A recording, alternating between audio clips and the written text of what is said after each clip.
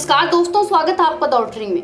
क्या आप जानते हैं कि आपकी हर सांस के लिए आपका शरीर नहीं बल्कि पृथ्वी का धीमा चक्कर जिम्मेदार है।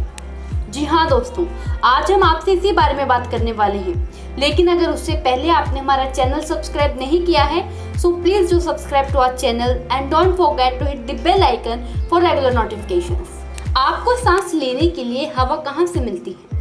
वायुमंडल से, पेड़ पौधों से, जमीन और समुद्र में फैली सूक्ष्म जीवों की चटाई से या कहीं और से। इन सभी जगहों से मिलती हैं। लेकिन वायुमंडल और पेड़ पौधे हमें ऑक्सीजन तब देते हैं जब धरती इस बात की अनुमति देती है। अगर हमारी पृथ्वी अनुमति न दे तो आपको ऑक्सीजन नहीं मिलेगी। अब आप सोचेंगे कि धरती अनुमति कैसे देती है? हैरान करने वाला खुलासा ये है कि धरती के धीमे चक्कर की वजह से हमें ज्यादा ऑक्सीजन मिलती है। आइए जानते हैं कैसे। हमारा नीला ग्रह ऑक्सीजन से भरपूर कैसे हुआ? इसके पीछे सबसे बड़ी वजह है धरती का धीमे चक्कर लगाना। हमारी धरती के धीमे चक्कर लगाने की वजह से सूक्ष्म जीव यानी माइक्रोब्स ज्यादा समय के लिए दिन में सूरज की रोशनी में रहती हैं। वो ऑक्सीजन रिलीज करते हैं। आपकी हर सांस के पीछे करोड़ों साल का इतिहास जिम्मेदार है, क्योंकि करोड़ों साल पहले साइनोबैक्टीरियम नाम के सूक्ष्म जीवों की चादर धरती पर बिछी थी।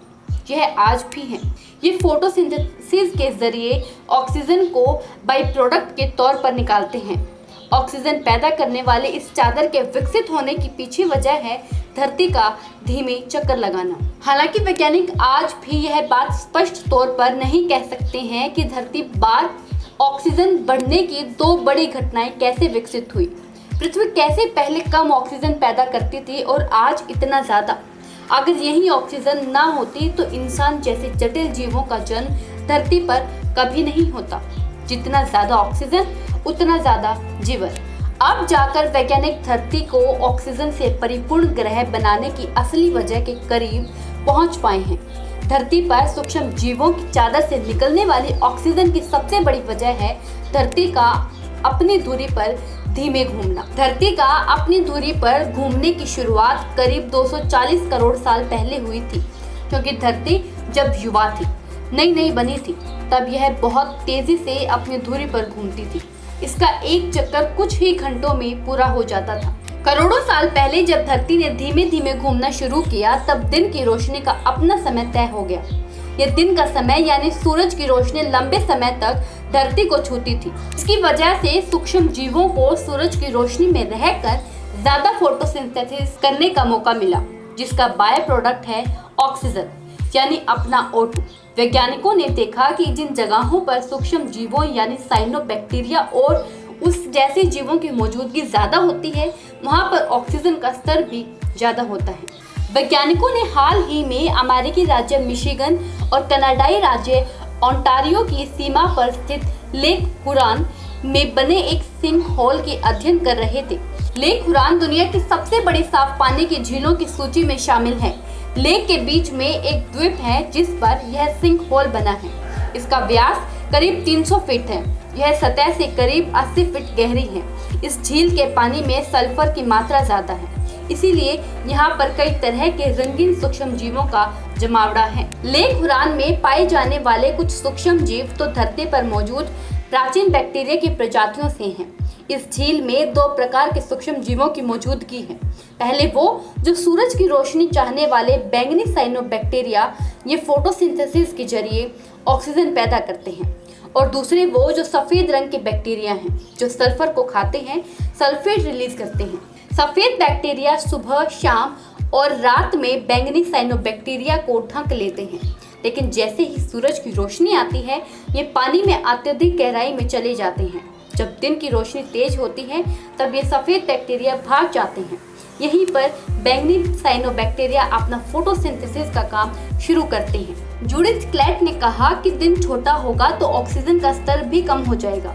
अभी धरती धुरी पर अपना एक चक्कर करीब 24 घंटे में लगाती है, लेकिन 400 करोड़ साल पहले यह 6 घंटे में एक चक्कर लगाती थी।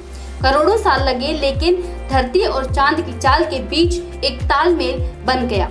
इनकी गति धीमी हो गई।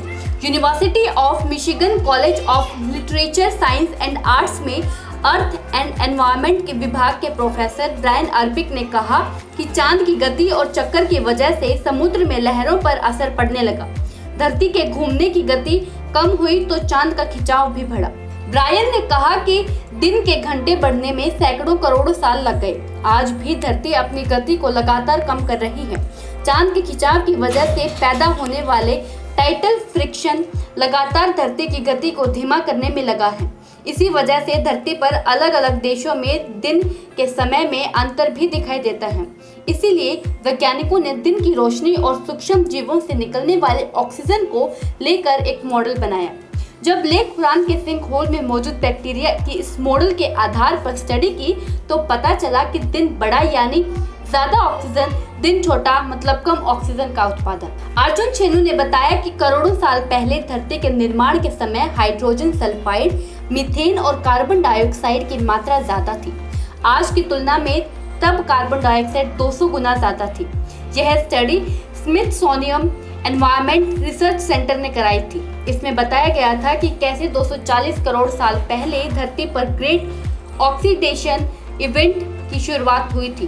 तब यह बेहद कम था। आज इतना है कि सारे जीव सांस ले पा रहे हैं, यानी धरती के घूमने की प्रक्रिया को धन्यवाद कहना चाहिए। तो आज की इस वीडियो में बस इतना ही। उम्मीद करते हैं ये वीडियो आपको पसंद आई होगी।